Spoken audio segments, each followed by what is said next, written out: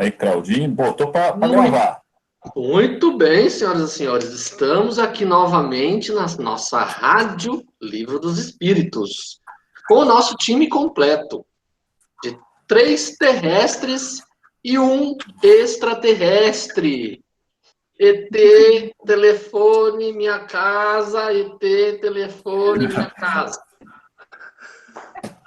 Iniciamos, então, na nossa pergunta 59. Que não é uma pergunta, é um texto de Kardec. Sim. É uma questão. A gente pode ir por parágrafo, né? Só para dar uma...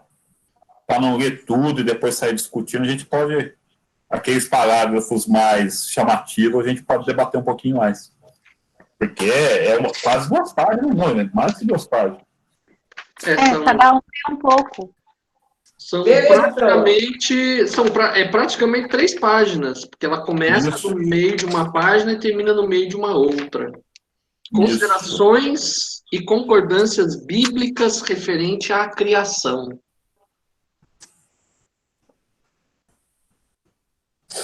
Quem fala? Pode mandar bala aí, Claudinho. Continua aí, começa aí. Eu jurei que o Jardim tinha levantado a mão que ia começar a falar, né? Pois é. Vamos lá. Então, 59. Os povos fizeram ideias bastante divergentes sobre a criação, segundo o grau de seus conhecimentos. A razão apoiada na ciência reconheceu a inverossimilhança de algumas teorias. A que os espíritos nos oferecem confirma a opinião há muito admitida pelos homens mais esclarecidos. A objeção que se pode fazer a essa teoria é a de estar em contradição com os textos dos livros sagrados. Mas um exame sério nos leva a reconhecer que essa contradição é mais aparente que real, resultante da interpretação dada à passagem que, em geral, só possuía um sentido alegórico. A questão... Aí, Claudinho, olha que interessante. Kardec, nesse ponto, ele já admite um ponto que nós conversamos bastante e chegamos ao nosso consenso. Ou seja, você, Claudinho, sempre pega no ponto que é uma coisa mítica. Aí nós concordamos com isso. Mas concordamos também que o mítico é uma história contada, e sempre quem conta uma história, antigamente o contexto era oral, quem conta um conto aumenta um ponto. Ou seja, quando ele fala aqui que o exame sério faz reconhecer que essa contradição é mais aparente que real, a que ele nos convida? Nos convida a que a gente tire a poeira da contagem dos tempos pela alegoria e ver que o mito é baseado numa realidade. Existe uma realidade, por isso que ele é, digamos assim, uma história contada universalmente. Todos os povos têm um mito da criação semelhante, só difere só em relação ao... Não, isso sim, porque, tipo assim, o que você falou é correto, só que tem que tirar muita poeira, na verdade, né? Para sobrar só um pouco da verdade, porque tem muito mais fantasia do que propriamente a verdade ali. Mas tem parte do princípio de uma verdade, só que hoje em dia é muito fantasioso, a gente tem que escavar muito. Sim, o que eu falei em outras vezes. O mito, ele é uma embalagem bonita para explicar alguma coisa. Então, não tinha condições, a ciência da época não tinha condições de explicar exatamente como eram as coisas. A reminiscência que os capelinos tinham é que originou a lenda da queda do paraíso, né, o Adão e Eva, o primeiro casal humano. Então, são mitos para explicar uma coisa que, na verdade, não tinha condições de dizer exatamente o que aconteceu. Porque eram baseados em lembranças que eles tinham e que eram, vamos dizer assim, embaçadas pelo corpo físico denso que a gente tinha. Então, o mito não é uma mentira, o mito ela tem lá no fundo, lá, bem lá no fundinho, lá, tem a sua verdade que originou essa história. Mas a gente não pode levar o mito ao pé da letra, é isso que eu quero dizer. Beleza. Por exemplo, vou dar um exemplo. Hércules. Hércules é um personagem um semideus, né, da mitologia grega. Segundo os pesquisadores, né, a origem do Hércules é de um rei que viveu na Mesopotâmia, conhecido pela epopeia de Gilgamesh. Então, o rei, que era Gilgamesh, rei de Uruk, uma cidade da Mesopotâmia, dos tempos sumerianos, ele era considerado uma pessoa muito forte, ele era muito, né, muito forçudo. Então, ele é a origem do mito de Hércules. Entendeu? Então, por que os deuses da mitologia eram cheios de defeitos iguais aos humanos? Porque isso, na verdade, mostra pra gente que, na verdade, a origem desses deuses é em pessoas humanas.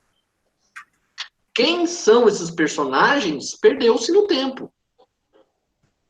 Mas mostra, a evidência é de que foi inspirado em homens que viveram sobre a Terra. E outro também, né? Que no começo das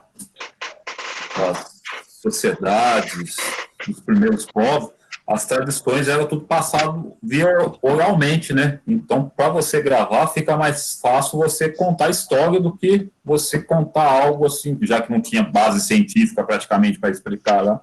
Então, esses causos aí, que nem o Jorginho fala, cada um vai contando e aumentando um ponto aí, até chegar nos nossos dias, isso aí já virou Isso aí. Uma bola de neve já, mais que lá na sementinha. Mas também, vem cá, gente, nós temos que compreender o seguinte: no começo dos tempos, principalmente nas tribos mais, digamos assim, menos urbanas daquela época, toda a tradição era oral. Ou seja, os anciãos iam passando a história, entendeu? Com muita dificuldade,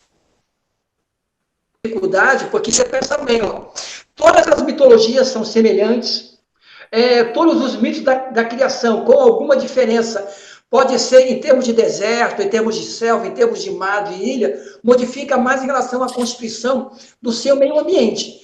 Mas o fundo do mito, da forma de contar a história é o mesmo. E isso vem ao encontro da doutrina espírita. Porque Kardec ele coloca muito bem isso. Na doutrina, qualquer informação que vá ser considerada verdadeira é aquela informação universal, ou seja, não é uma opinião, não é uma história de um povo só que vale. Ela tem que estar semelhante, ela tem que vir de várias partes do mundo sem que nunca tivesse se encontrado, para ser validada como uma realidade ou como uma história real. Por isso que aqui a mitologia é boa. Quem lê, então, tá bom para você? Amandinha, o que é que você acha disso? Nós conversamos bastante nesse tempo aí. Jorge. Eu fico pensando assim, no caso, hoje em dia, né, com a ciência, com todos os meios que tem, ainda assim, por exemplo, na Bíblia, as coisas que são de agora já são de sempre, assim, né? Não houve alteração, vamos dizer assim. Né? Preferiram meio que deixar como mas isso aí é que nem nós estavam falando do nosso amigo jesuíta aí, o senador aí, que não quer alterar o programa da aliança lá. Agora eu peguei. Aí, tô zoando, senador. Não é. Senador, Não fala é pra ele, eu quero que altere. Não é isso. O que vocês querem mudar completamente, vocês querem praticamente que a aliança deixe de existir. Isso eu já não estou favorável. Vamos lá. Posso continuar aqui? Quem é esses dois parágrafos, então, agora? Vou o terceiro e o quarto. Vou continuar aqui. Senador, filho perdido do Edgar Armon. A questão do primeiro homem, na pessoa de Adão, como única fonte da humanidade, não é o único ponto sobre o qual as crenças religiosas tiveram que se modificar. O movimento da Terra apareceu, em certa época, de tal forma oposto ao texto sagrado, que não houve tipo de perseguições que essa teoria não tivesse servido de pretexto. E, todavia, a Terra gira malgrado os anátemas, não podendo, hoje, ninguém contestá-lo, sem agravar a sua própria razão. E submeter ao ridículo, tá o meu aqui. O seu tem Não isso? termina ainda. E submeter-se ao ridículo. Continua mais um parágrafo? Podemos continuar, Mandinha. Tá. A Bíblia diz, igualmente, que o mundo foi criado em 6 dias e fixa a época em torno de 4.000 anos antes da era cristã. Antes disso, a Terra não existiria. Foi tirada do nada. O texto é formal. Eis que a ciência positiva, a ciência inexorável, veio provar o contrário. A formação do globo está escrita em caracteres perenes no mundo fóssil, estando provado que os 6 dias da criação indicam períodos, cada um podendo ser de várias centenas de milhares de anos. Isso não é um sistema, uma doutrina, uma opinião isolada. É um fato também constante, como aquele do movimento da Terra, e que a teologia não pode se recusar a admitir. Prova evidente do erro e que podem cair os que atêm à letra das expressões de uma linguagem frequentemente figurada. É preciso concluir que a Bíblia é um erro? Não, mas que os homens se equivocaram ao interpretá-la. Beleza. Então, continua aqui, gente, pode deixar. A ciência, escavando os arquivos da Terra, reconheceu a ordem pela qual os diferentes seres vivos apareceram em sua superfície. E esta ordem está de acordo com aquela indicada no Gênesis, com a diferença de que esta obra, ao invés de sair milagrosamente das mãos de Deus, em algumas horas, se realizou sempre pela sua vontade, mas segundo a lei das forças da natureza, em alguns milhões de anos. Deus ficou, por isso, menor ou menos poderoso? Sua obra ficou menos sublime por não ter o prestígio da instantaneidade? Não, evidentemente seria preciso fazer da divindade uma ideia bem mesquinha para não se reconhecer a sua onipotência nas leis eternas que estabeleceu para reger os mundos. A ciência, longe de diminuir a obra divina, nola mostra sob um aspecto mais grandioso e mais conforme às noções que temos do poder e da majestade de Deus, pela razão mesma de se cumprir sem derrogar as leis da natureza. Gente, o que eu acho interessante quando Kardec coloca isso é que não é... Muitas pessoas colocam isso também, às vezes, talvez tentando fazer uma crítica a Kardec, porque coloca Kardec muito preocupado em coordenar a doutrina com uma ideia cristã. E muitos espíritas não aceitam isso. Tanto é que Kardec, nas revistas espíritas, ele fala muito em que o espírita deve conhecer a Bíblia. E muitos críticos disso falam que o espírita não deve nem se meter a ler a Bíblia. Até hoje há uma discussão se o espírita deve ler o Antigo Testamento, que muitos espíritas não aceitam como uma coisa boa. E Kardec já foi criticado por tentar fazer, digamos assim, até forçar uma certa concordância com a Bíblia, como se isso fosse da religião dele, né? Na verdade. Pode ir, senador. Eu responderia com uma frase de um filósofo árabe da Idade Média. Todo excesso é prejudicial, exceto o conhecimento. Conhecer a Bíblia não vai fazer mal a ninguém. O que eu ia dizer está em cima disso. É que você vai ter que ir, vai ter que saber interpretar o que está ali.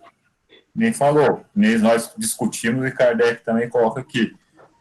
Tirar toda aquela fantasia que existe e conseguir, através da razão, ver o que é verdadeiro daquele mito, daquela fantasia que se virou ali na Bíblia. Tá? Mas o pessoal, nem o Jorginho falou, se tem pessoal tão a ponto assim, radical de não querer estudar, quem está perdendo é ele mesmo, é a pessoa mesmo que não quer estudar. Porque se você quer ter uma visão ampla das coisas, você não pode ignorar. Não, vou ler a Bíblia, vou ignorar a Bíblia. Você está recusando o conhecimento.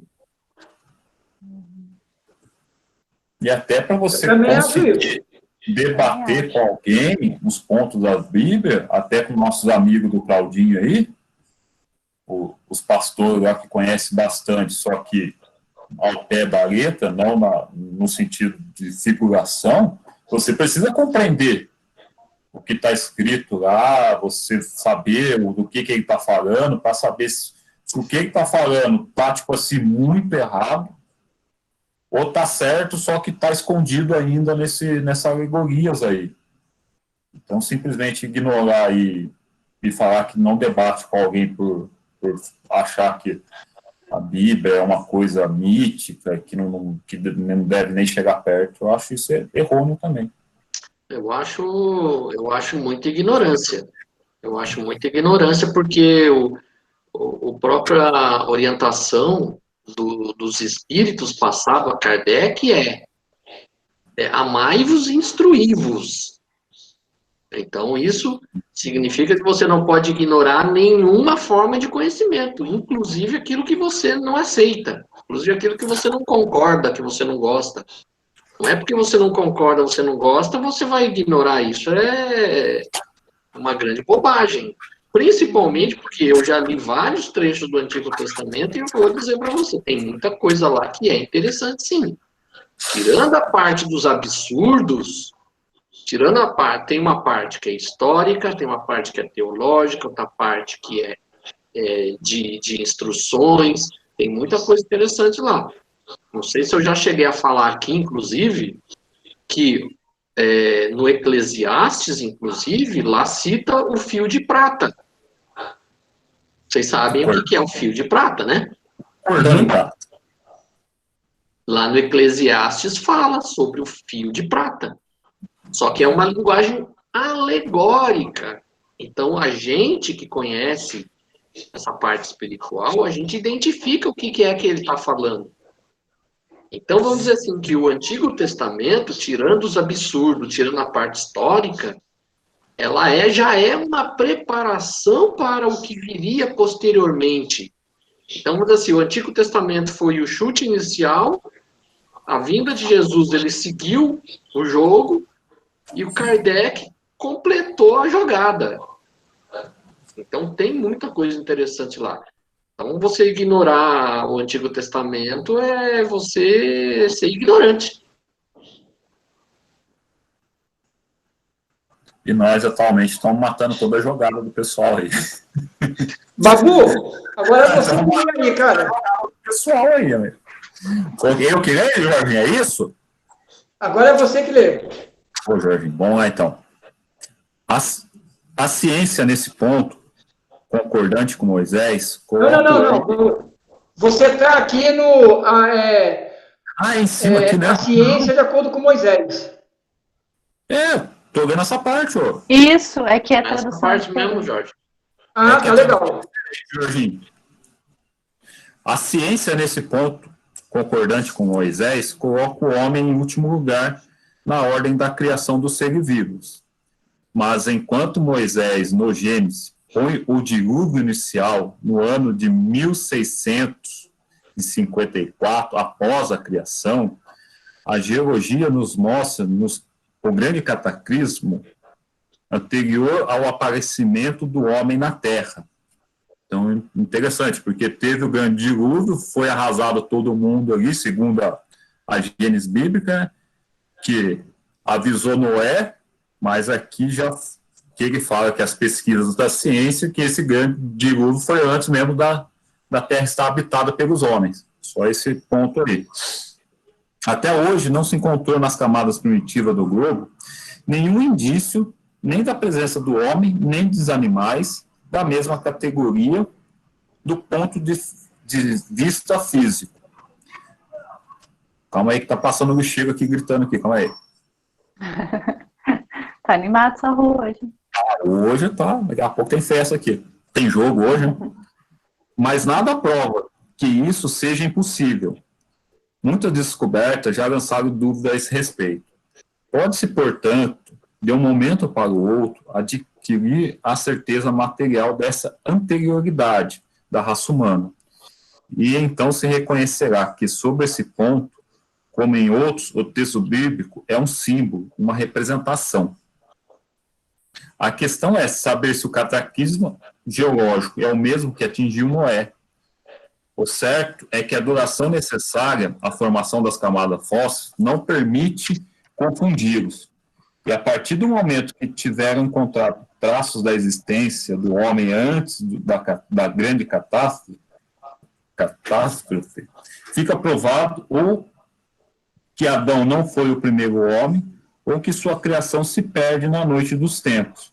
Contra fatos não há argumentos possíveis, e será preciso aceitar esses fatos como se aceitou do movimento da Terra e os 6 anos e os 6 períodos da criação.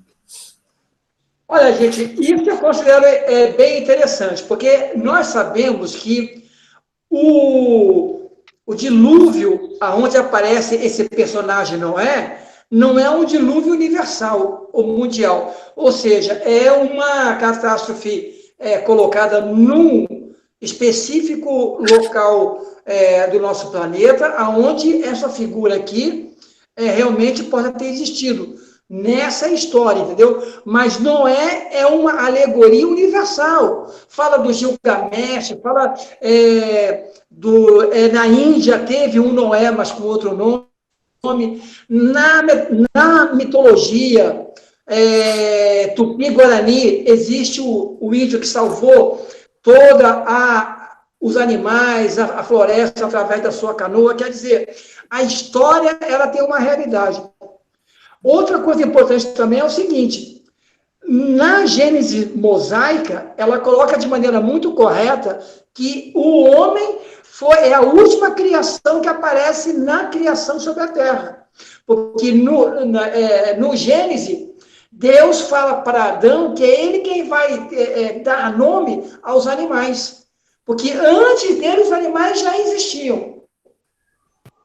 Por isso que está no Livro dos Espíritos, que é um engano do homem acreditar que os animais foram feitos para a sua servidão. Os animais não foram feitos para isso, entendeu? Não foram criados para servi-lo. Então, eu acredito que esse ponto é muito importante a gente guardar em relação à ideia de universalidade das histórias, onde elas mudam simplesmente pela localização geográfica. Por exemplo, a nossa mitologia mais interessante, que é a Tupi-Guarani, aqui do sul, ela não é semelhante ao cara que mora no deserto, que como é que chama? Aqueles povos beduínos no deserto, diferente pelo tipo de localidade, mas tem muita semelhança entre si. Então, esse negócio do dilúvio, os hebreus trouxeram dos mesopotâmios. Porque na Mesopotâmia é relatado que houve um dilúvio, né? Até escrevi no grupo, né? Que o deus Anu permitiu a criação dos homens, mas devia ser muito brasileiro, devia ter muito brasileiro lá que fazia muita algazarra, muito barulho, enchia muito saco dos deuses. Aí o Anu mandou um dilúvio para acabar com todo mundo. Muitos chatos de galocha. Tinha, com certeza, muitos chatos de galocha lá. Aí ele mandou acabar com tudo. Acaba com essa raça que tá me enchendo o saco.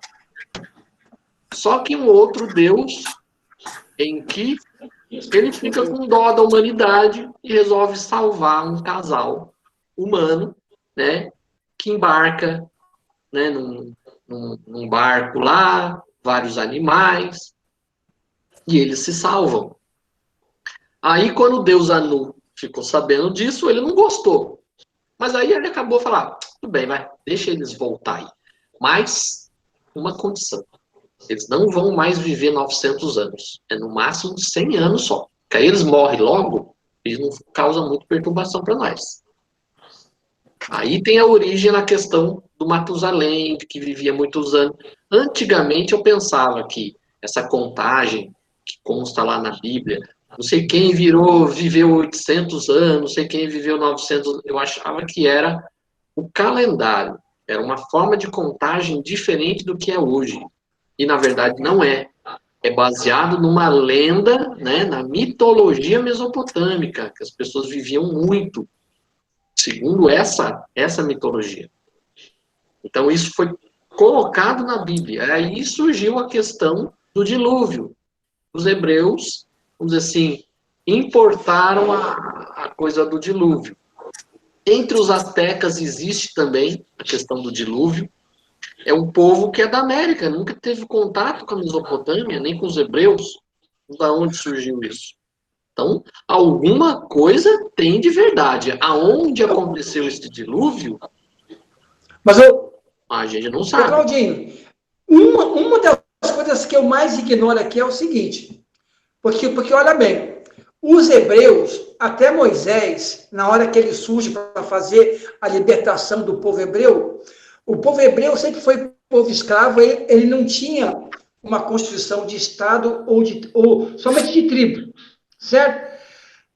O Antigo Testamento, que a gente chama hoje, que são os livros de Moisés, ele escreveu isso durante o Egito ou ele escreveu quando ele chegou na Terra Nova? Porque você pensa bem, até ele tirar o povo não tinha sinagoga, não tinha esse tipo de coisa. Então, a questão, quando você fala que ele trouxe da Mesopotâmia, se foi Moisés que escreveu, ele deve ter trazido da Índia. Porque eles não tinham uma tradição escrita. É isso que eu não sei, cara. Alguém sabe alguma coisa sobre isso? Então, essa ideia, vamos dizer assim, isso estava na mente dessas pessoas. Nessa época, não existia escrita, eles não escreviam, não existia meio para se escrever, não existia papel, não existia impressora. Era tudo tradição passada de geração em geração, oralmente. Moisés não escreveu nada. Quem escreveu foi muitos séculos depois de Moisés que começou a ser escrito, né? Os livros da Torá começaram a ser escritos séculos depois de Moisés. Então, ele não escreveu nada. Isso foi passado oralmente. A única coisa que ele, depois de resgatado o pessoal, que ele foi escrevendo as leis mosaicas para o pessoal poder se comportar. Foi escrevendo esse modo de dizer. Foi passando para o pessoal as leis mosaicas, para o pessoal não ficar tudo afoito lá, né? Que eram as leis mais criminais, assim, tudo mais, para fazer o povo se comportar. Então, mas se a gente lê no próprio... não querendo fazer uma propaganda do Redentor, não querendo fazer, mas uma das aulas da escola é a questão da formação do rabinato.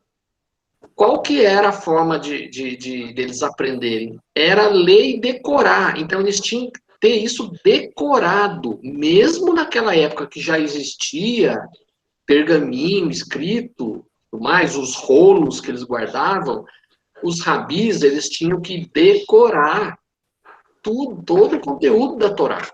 Então, em épocas mais antigas, não existia o pergaminho, não existia material para escrever. Isso era muito raro, era muito difícil. Então, era tudo passado oralmente. As pessoas tinham que decorar, tintim por tintim. E tinha um exame rigorosíssimo, porque você não podia adulterar nessa decoreba, você jamais podia adulterar qualquer palavra. Tinha que ser ipsis literis.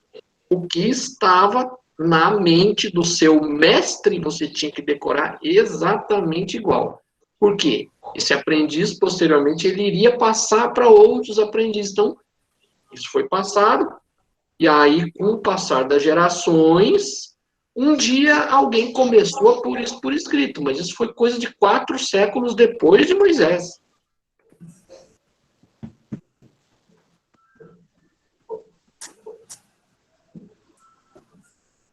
Entendeu?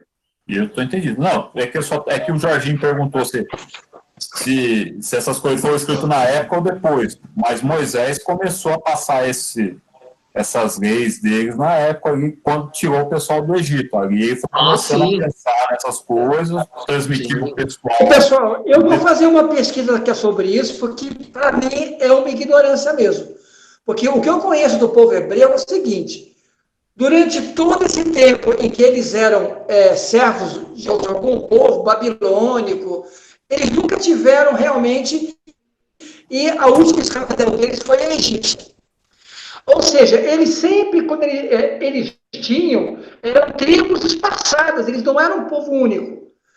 Aí o que acontece? Eles chegam e continuam tribos espaçadas. Foi Moisés que unifica isso em uma nação, entendeu? Que é uma nação não judia, mas hebreia.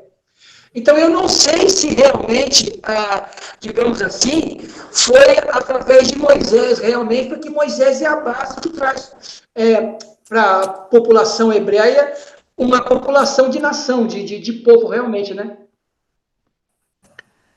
Isso é um negócio, é um detalhe que é muito difícil a gente chegar a uma resposta. Vamos dizer assim, que o que Moisés fez foi talvez coletar todas as tradições. O Jorginho caiu.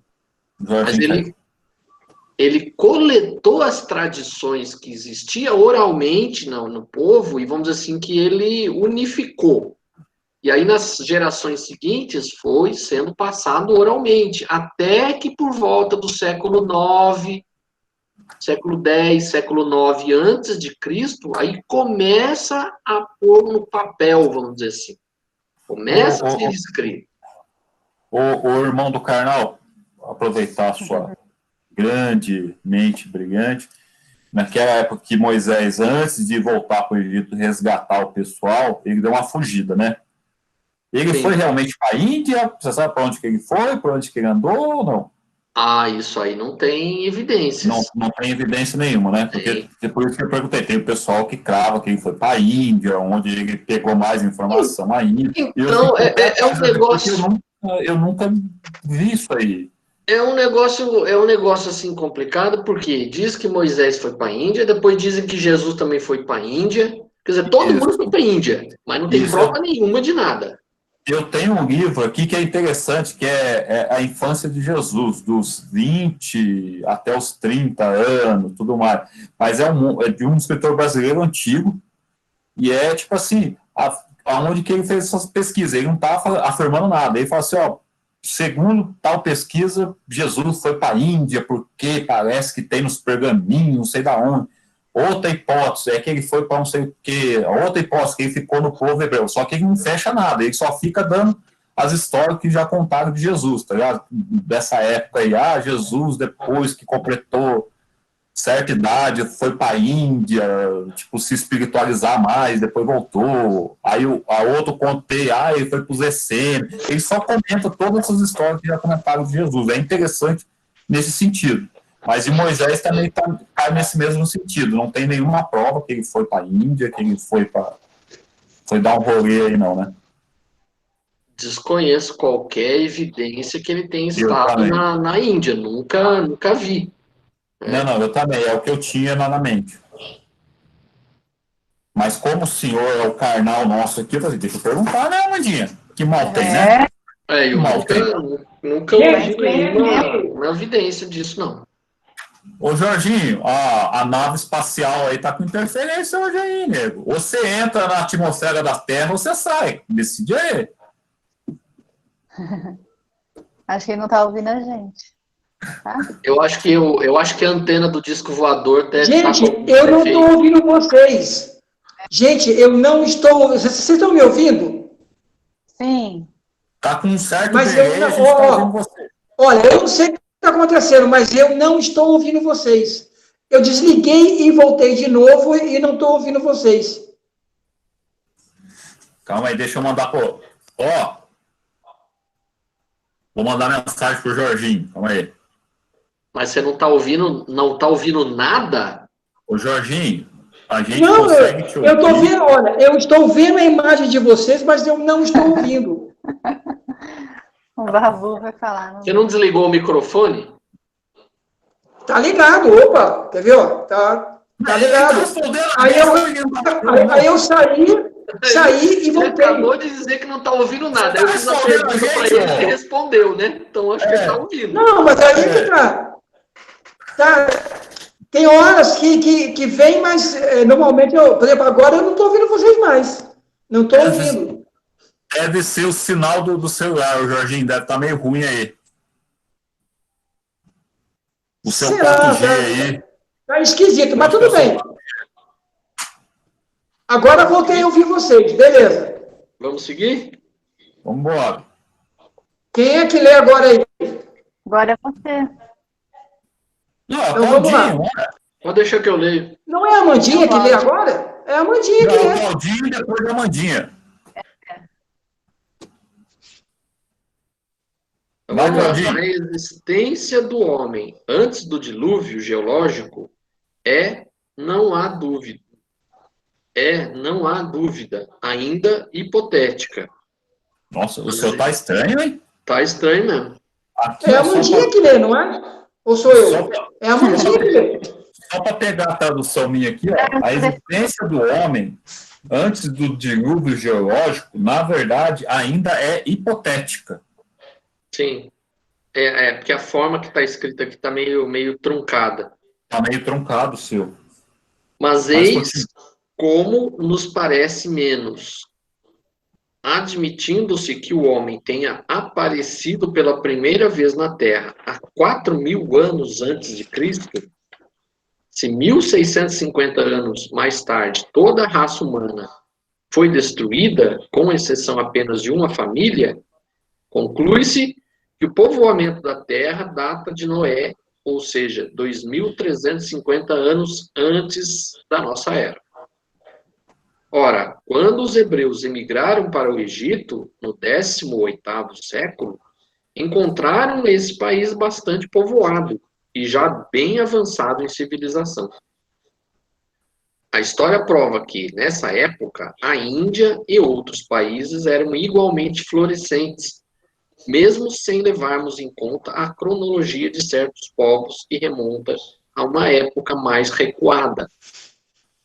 Teria sido, então, necessário que do 24º ao 18º século, quer dizer, no espaço de 600 anos, não somente a posteridade de um único homem tivesse podido povoar todas as imensas regiões então conhecidas, supondo-se que as outras não estivessem povoadas, mas também que, nesse curto intervalo, a espécie humana tivesse podido elevar-se da ignorância absoluta do estado primitivo ao mais alto grau de desenvolvimento intelectual, o que é contrário a todas as leis antropológicas.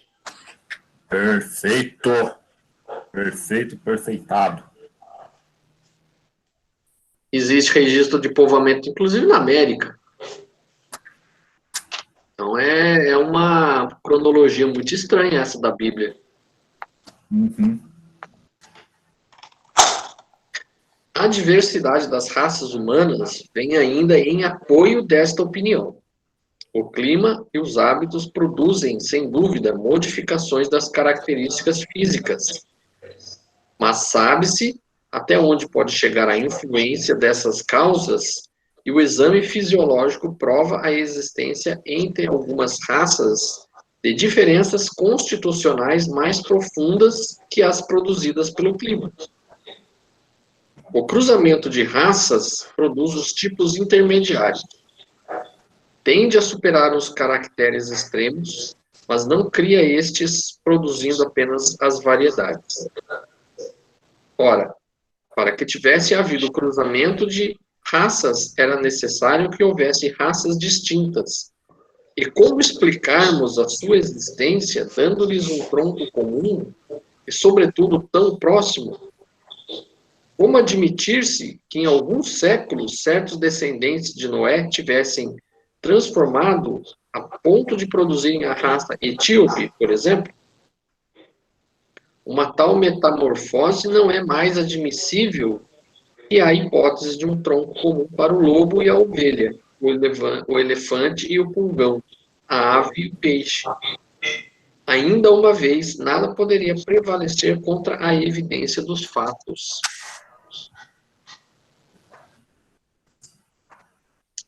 Algum comentário? Algum comentário? Não, gente, olha, eu queria ter uma... É que, relendo isso aqui agora com vocês, é que eu peguei uma dúvida aqui. No começo desse parágrafo, olha aqui, ó. Cadê o negocinho aqui, ó? O cruzamento das raças produz os tipos intermediários. Cara, a pergunta é, intermediário não é bom? Não, o que ele fala? Tipo, cruzou um alemão com um brasileiro, vai dar uma nova raça. Aí o que ele questiona? O que ele questiona? Não poderia a história de Noé ter sido verdade. Porque ia sair tudo do mesmo tronco. Não haveria raças diferentes. E a história prova que havia raças diferentes nessa época que a Bíblia coloca que só tinha descendente de Noé. Então, o que ele fala aqui, ele está comprovando isso, está dando assim, ó, a população da Terra não veio só de Noé.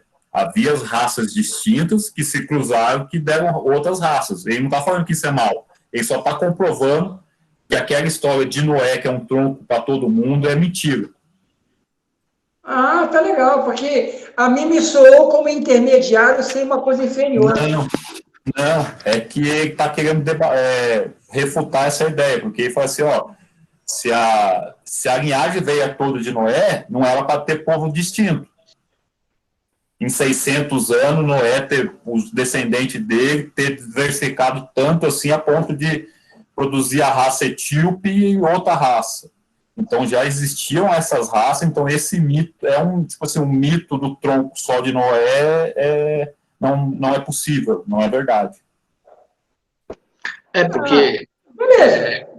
como é que de Noé pode ter surgido os negros, o japonês? Em apenas 600 anos. Tá estranho. E desde o povo primitivo, que nem coloca aqui, até já quando o pessoal já mais organizado já. Então, é só para bater o pé mesmo, falando que essa história da linhagem só de Noé não existe. Ah, sim, claro que não, porque dá a impressão aqui que a miscigenação é algo ruim, porque ó, o cruzamento das raças produz os tipos intermediários, não existe tipo intermediário. Digamos assim, não é outra raça, a raça é humana. Simplesmente o que existe são os genes que se cruzam e formam outros tipos, entendeu? Não raça. Tipo intermediário que ele está falando aqui é que agrega características de um e características de outro. Então, junta tudo, forma um tipo intermediário. Ó, Jorginho. Porque foi a primeira vez que me chamou a atenção me deu a atenção que miscigenação fosse uma coisa ruim, entendeu? Não, porque não pode ser. A gente vai ter que voltar, que é o cruzamento do índio com o negro, mameluco, cafuso. Como é que é, Babu? Desculpa, eu não entendi.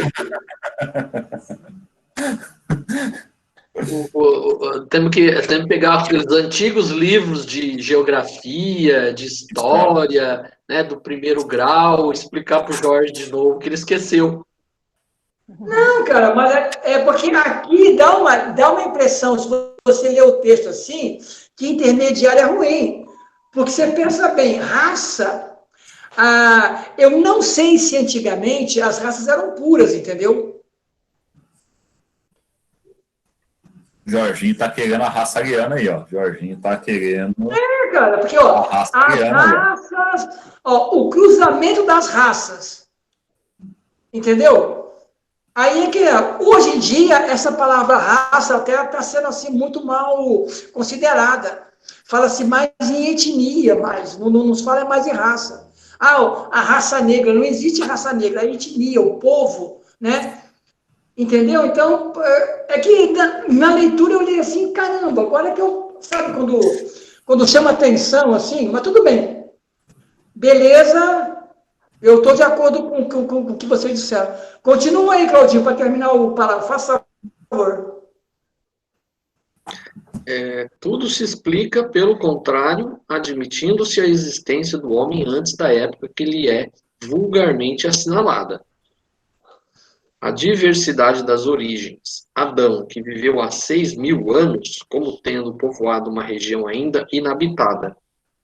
O dilúvio de Noé como uma catástrofe parcial, que se tomou pelo cataclismo geológico.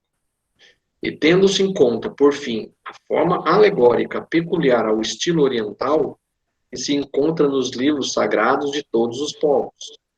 Eis porque é prudente não se acusar muito ligeiramente de falsas as doutrinas que podem, cedo ou tarde, como tantas outras, oferecer um desmentido aos que as combatem.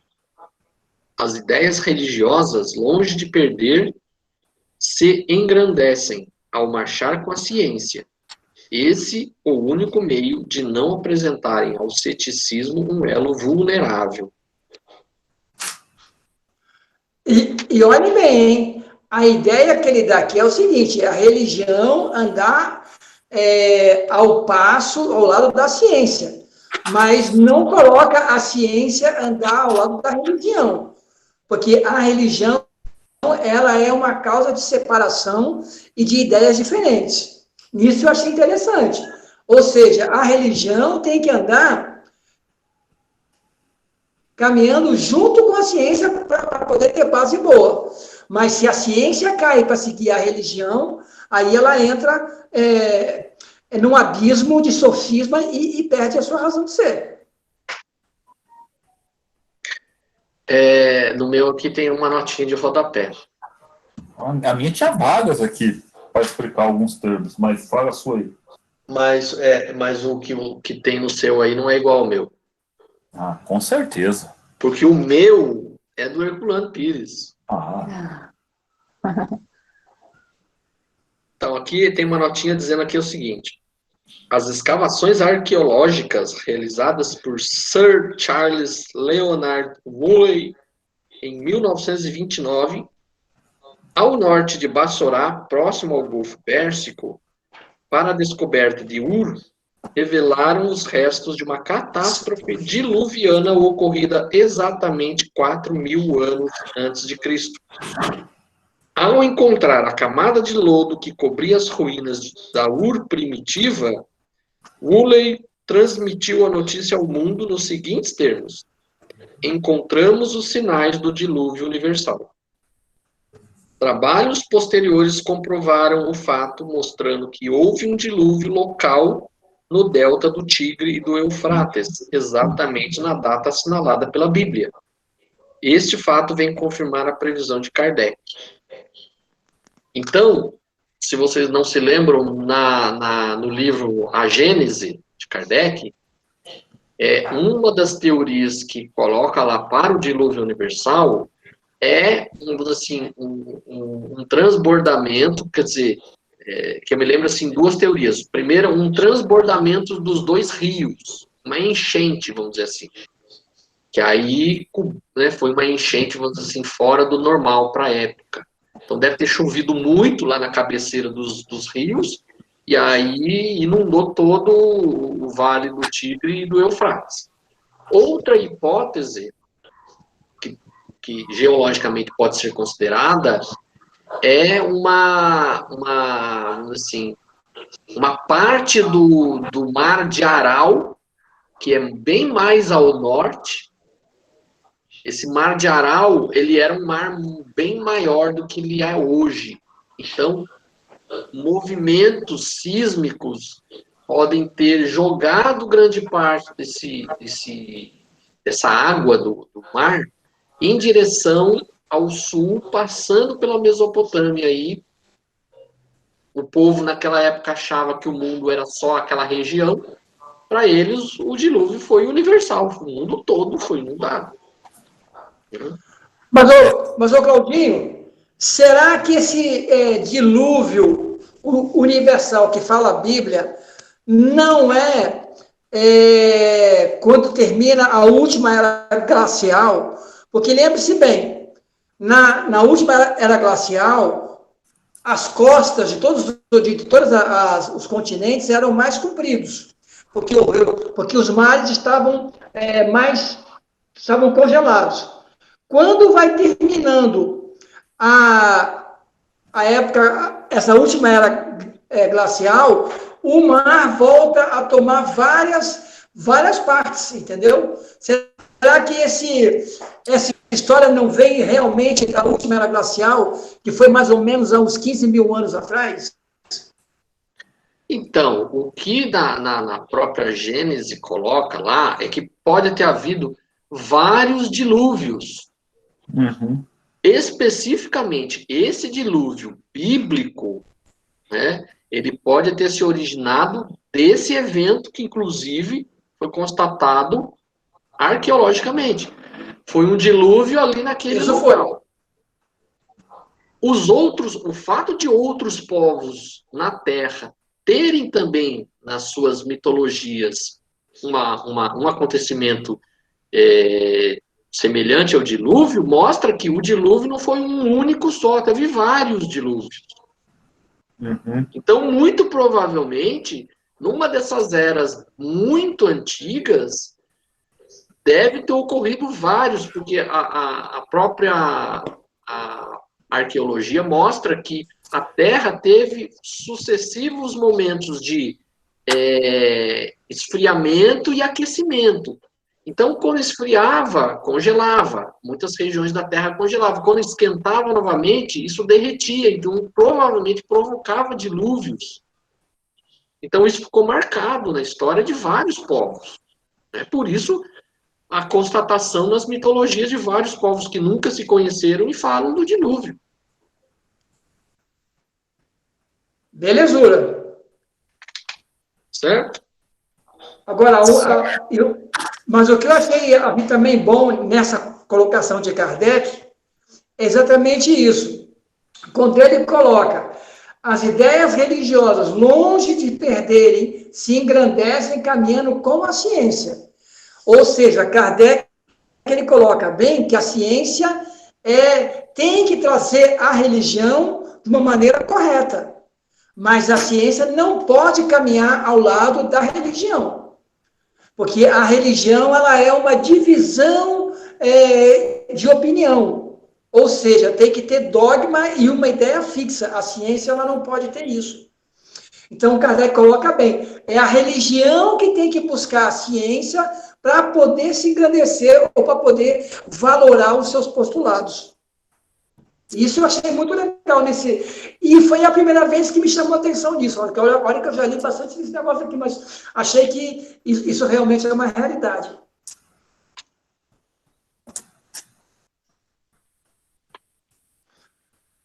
Beleza, gente? Sim. Vamos seguir. Então, agora sou eu que leio aqui, então. Hein? Vamos lá no capítulo 4. É o princípio vital, fala os seres orgânicos e inorgânicos, a vida e a morte, inteligência e instinto. Seres orgânicos e inorgânicos. Os seres orgânicos são aqueles que têm em si uma fonte de atividade íntima que lhes dá a vida. Eles nascem, crescem, reproduzem-se por si mesmos e morrem. São dotados de órgãos especiais para realizarem os diferentes atos da vida e que são apropriados às suas necessidades de conservação. Compreendem os homens, os animais e as plantas. Os seres inorgânicos são todos aqueles que não têm vitalidade nem movimento próprio e não se formam senão pela agregação da matéria. Tais são os minerais, a água, o ar e etc. Pergunta 60. Alguém quer fazer alguma colocação aí? Pergunta, alguma coisa ou não? Podemos continuar? Podemos. Beleza. Pergunta 60. É a mesma força que une os elementos da matéria nos corpos orgânicos e nos corpos inorgânicos? Sim. É a lei de atração é a mesma para tudo. Sim, a lei de atração é a mesma para tudo. Para todas as formações de corpos, tanto orgânico como inorgânico, é a mesma lei. A lei de sim. atração. Beleza. 61. Existe alguma diferença entre a matéria dos corpos orgânicos e aquela dos corpos inorgânicos? A matéria é sempre a mesma. Porém, nos corpos orgânicos está animalizada. Eu acho muito legal, gente, esse termo animalizada, viu? Eu acho importante entender esse texto. Animalizada é aquela que dá a movimentação. Eu acho importante isso. Sim, porque... Qual é a... Fala, ô, Babu. Não, é porque aqui ele coloca, como tem os seres inferiores, as plantas e os animais, são um princípio inteligente, e no homem já o espírito já dotado da razão. Então aqui ele já coloca, ele engloba os três, ó, nos três há algo animalizado, ou seja, tem a vida ali espiritual. Em um é princípio inteligente, o outro é espírito, mas é por isso que ele junta esse animalizado para os três. É, animalizado de ânima, ou seja, alma, né? Isso, alma. Pergunta 62, pessoal, vamos lá. Qual é a causa da animalização da matéria? Sua união com o princípio vital. Isso, gente, é sempre uma confusão. Princípio vital não é o espírito. É o fluido vital. O fluido vital é um trabalho, é uma conjunção do fluido corporal. Porque, na verdade, o espírito ele é outra coisa. O princípio vital é aquele que participa, que auxilia que o espírito animaliza a matéria.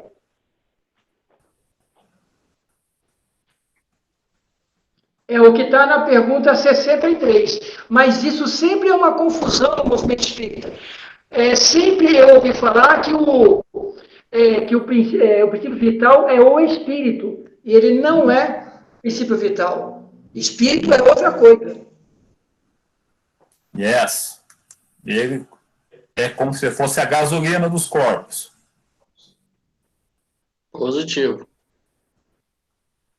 Comparação muito bem feita. Muito bem feita. Vocês concordam com isso ou não? Vocês já ouviram diferente? Com isso o quê? O Jorginho acho que falhou nosso bate-papo aqui para ele. Com isso o quê, Jorge? Ih, falhou. Jorginho? Falhou de novo. Não é, Jorge? Tá escutando? Aqui, gente, eu voltei a não ouvir vocês de novo, tá vendo? Reclama na TIM.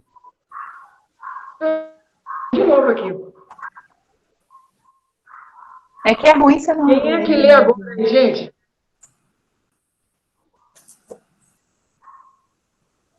Voltou a ouvir a gente? Agora eu acho que, Amandinha, é você que lê, né? Pode ser? Uhum. Pergunta 63. O princípio vital reside num agente particular ou não é mais que uma propriedade da matéria organizada? Numa palavra, é um efeito ou uma causa? É uma e outra coisa. A vida é um efeito produzido pela ação de um agente sobre a matéria. Esse agente, sem a matéria, não é a vida. Da mesma forma que a matéria não pode viver sem esse agente. Ele dá a vida a todos os seres que o absorvem e assimilam. Isso aqui é interessante, né, cara? Isso aqui é um paradoxo. O princípio vital é um agente particular ou é apenas uma propriedade da matéria, numa palavra? É efeito ou causa? É um ou outro? A vida é um efeito produzido pela ação de um agente sobre a matéria. Esse agente sem a matéria não é vida. Do mesmo modo que a matéria não pode viver sem esse agente. O princípio vital dá a vida a todos os seres que absorvem, assimilam e absorvem. Ou seja, é o negócio da gasolina mesmo, né? É um efeito e a causa ao mesmo tempo. O carro não funciona sem a gasolina, né? E só a gasolina precisa não estar é no agente. carro. Isso. Já está no veículo condutor, né? Tipo... Jorginho, tá ouvindo a gente? E aí, o homem que conduz é o espírito. Gente, me dá um minutinho aqui que eu vou aqui e já volto, tá? É que eu estou em casa, tá? É rapidinho, vai falando aí. É que eu tô em casa, não diga. Não diga que você está nessa casa. Bom dia. Foi uma saída estratégica, tipo assim, preciso tirar água do joelho, uma coisa do tipo assim. Ou deixou a toalha em cima da cama lá, a mulher tá batendo nele já, deixou a toalha. Com certeza. Mas fala aí, Claudinho, a sua explanação aí. Então é um negócio assim meio estranho, né? É tanto efeito como causa ao mesmo tempo. É meio estranho, mas como está colocando aqui, sem esse agente não haveria vida. Então ele é a causa, porque ele dá a vida, e ao mesmo tempo essa vida é o efeito dessa causa. É o que a gente estava falando aí do carro da gasolina, né? É a gasolina, só que sem a gasolina o carro não anda, só que só a gasolina também não é vida, é um efeito, e aí a gente poderia colocar um homem dirigindo o carro como espírito. Então a gente tem esse sentido figurado para poder entender esse fluido vital aqui. Sim. Tirou a roupa molhada lá da cama, né, Jorginho? Cara, gente, é que eu fui fazer xixi rapidinho. Falei. Desculpe ser escatológico, mas eu tenho que explicar aqui. Estava segurando até agora, falei, não vai dar mais para segurar. O senador matou a charada. Você podia ser mais elegante, Jorge. Você pode falar, foi lá tirar a água do joelho. Cara, esqueci que está gravando, mas é que eu tive que correr mesmo. Continua aí. 64. 64. Quem que vai? É eu que leio? Não sei. Pensei que era a Amandinha. Pode deixar que eu leio. Então vai. Você lê, tá? Vai lá. 64. Vimos que o espírito e a matéria são dois elementos constituintes do universo. O princípio vital forma um terceiro. É, sem dúvida, um dos elementos necessários à constituição do universo. Mas ele mesmo tem sua fonte na matéria universal modificada. É aquele que a gente já falou nas aulas passadas, aquele as na manga de Deus, que já rolou aquela discussão lá atrás. É um elemento, como para vós o oxigênio e o hidrogênio, que, entretanto, não são elementos primitivos, embora tudo isso proceda de um mesmo princípio. É aquele elemento que a gente ainda não consegue configurar o que é. Aqui, ele está perguntando se a matéria e o princípio vital são diferentes. Pelo que eu entendi aqui, ele está explicando que o princípio vital é da mesma matéria também, só que é uma matéria modificada. Então não é um terceiro elemento, não é uma coisa estranha. Não, é matéria. Que a gente tem três coisas no universo, que é a pergunta lá atrás. Deus, espírito e matéria. E tem aquele ser lá que horas é matéria, hora que não é matéria, que é aquele carta na manga de Deus lá, que é o... É Deus. Gente, porque é o seguinte, é essa confusão que dá quando a gente fala de princípio vital. Porque é o seguinte, O princípio vital é um elemento, mas não é algo que constitui, porque a constituição entre o espírito e matéria é apenas Deus, é o tridente. Porque o princípio vital é um trabalho divino do fluido cósmico universal que permite que o espírito animalize a matéria.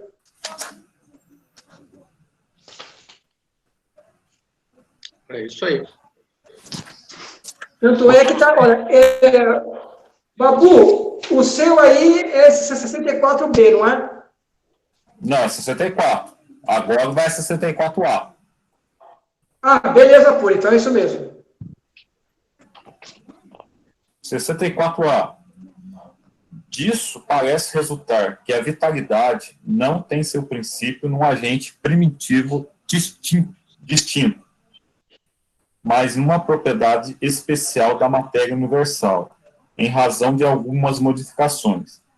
É a consequência daquilo que dissemos. Ou seja, é daquele fluido que Deus pega, que a gente não sabe o que é ainda, aquele princípio ali de onde que tudo nasceu, que a gente não sabe o que é isso, que é dali que sai essa gasolina aí, esse fluido, aí, que não é um dos três elementos, que os três elementos só são aquele lá, Deus, o Espírito e a matéria. Mas o Espírito e a matéria vêm desse fluido misterioso. Claudinho, o que é 66 aí? Não, tá supimpa aí. Até agora, beleza. É o que a gente já falou várias vezes, então isso não tem muito o que... Não, eu tô falando aqui que vai ir a 65 agora. Tentei empurrar pro Claudinho. Pode ser eu. Então, agora já passou por mim, pela Amandinha, o Babu, volta pro Claudinho. Então, 65. O princípio vital reside num dos corpos que conhecemos. Ele tem como fonte o fluido universal. É o que chamais fluido magnético ou fluido elétrico animalizado. É o intermediário, o liame entre o espírito e a matéria. Então, é tipo um fluido, né? É algo que vamos dizer assim, liga o corpo humano, faz ele funcionar. Mas o perigo, Claudinho, nós confundimos aqui com o perispírito, hein? O princípio vital não é o perispírito. Talvez o perispírito contenha fluido vital ou princípio vital, mas o princípio vital não é perispírito. Porque o intermediário entre o espírito e a matéria é o perispírito.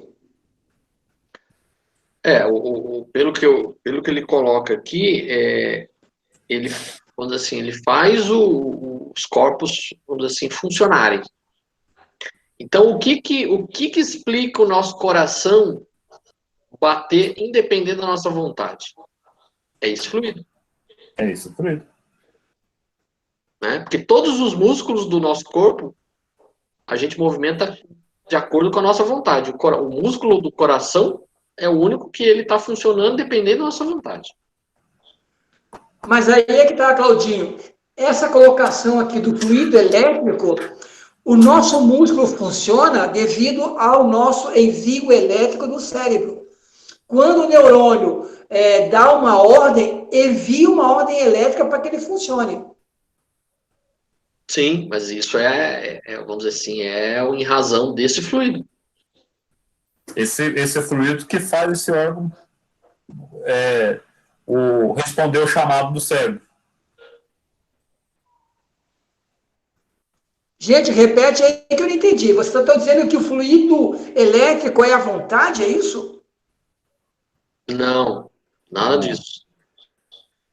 Você falou que o músculo funciona devido vamos dizer assim, a conexão entre o neurônio, né? Essa conexão elétrica que funciona o coração devido ao impulso do neurônio. Eu estou dizendo que é o fluido que faz o neurônio funcionar e mandar esses impulsos elétricos. Sem isso... Beleza. Tranquilo. Podemos ir para 66? Sim. 66. O princípio vital é o mesmo para todos os seres orgânicos? Sim, modificado segundo as espécies. É ele que lhes dá movimento e atividade, e os distingue da matéria inerte, pois o movimento da matéria não é a vida, ela recebe esse movimento, não o produz. Yes. Entendido vocês? Algum comentário? Uhum. Não. Que é o mesmo princípio, só que é modificado para cada tipo de espécie. Para a planta é um, para o animal é outro, e para o humano é outro. E é o que lhe dá o movimento e os distingue da matéria inerte, ou seja, quando cessa a vida, quando morre. Uma vez que o movimento da matéria não é a vida.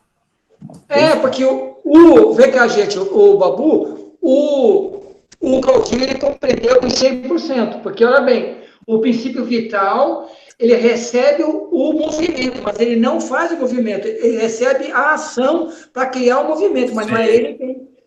O Claudinho, ele pegou 100%. Claudinho está matando a pau. 10. Vamos lá, 67? 67. Vamos lá, aproveita para a gente terminar o dia aí. A vitalidade é um atributo permanente do agente vital ou somente se desenvolve com o funcionamento dos órgãos? Desenvolve-se com o corpo. Não dissemos que esse agente, sem a matéria, não é vida?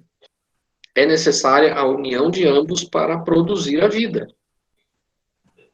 Então, ou seja, tem que ser os dois juntos. Só a matéria, especificamente, ela não tem vida sem esse fluido. É ele que vai dar a vitalidade.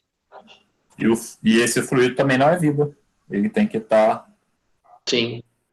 É como você fez a comparação do carro, né? O carro sem gasolina, ele não anda, e a gasolina dentro do galão também não faz nada. Então tem que juntar os dois para ter o movimento. 67A.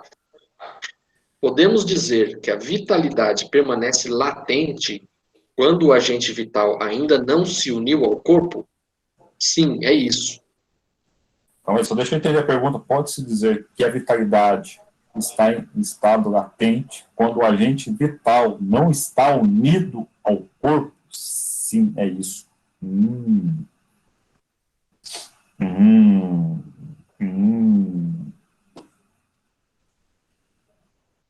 E aí, Jorge, o que você entendeu? Não, porque você, o Claudinho, você em cima zero bala a explicação. Quer dizer, sempre a parte vital, de vitalidade, não tem a ver com a parte de vida. Ela é apenas um elemento do universo da criação divina que auxilia, né? Bom, tem um comentário aqui, né? Uhum. O conjunto dos órgãos constitui uma espécie de mecanismo impulsionado pela atividade íntima ou princípio vital, que neles existe. O princípio vital é a força motriz dos corpos orgânicos, ao mesmo tempo que o agente vital impulsiona os órgãos, a ação destes entretém e desenvolve o agente vital, mais ou menos como o atrito produz o calor.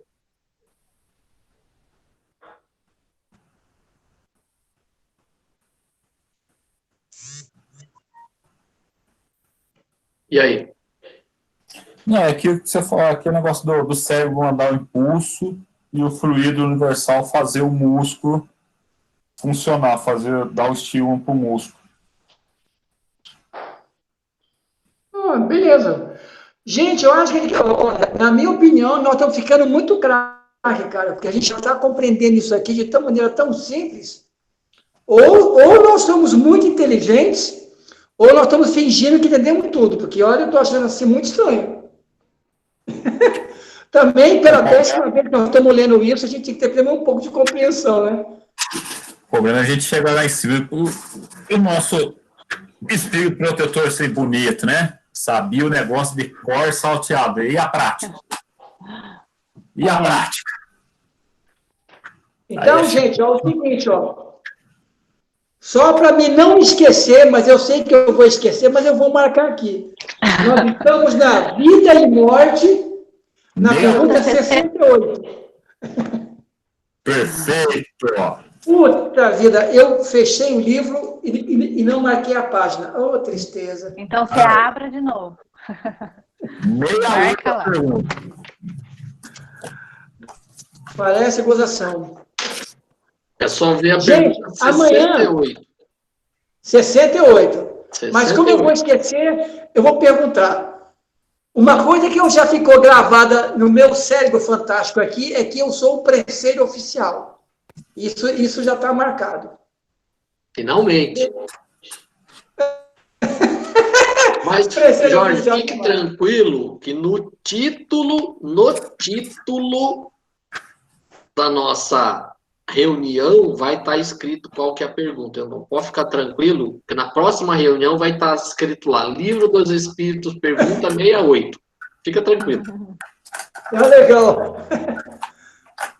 Estamos resolvidos por hoje, então? Estamos resolvidos. Então dá um tchauzinho para o pessoal que vai... Quem é que faz a prece final aí? Peraí. Calma aí, tem que gravar aqui.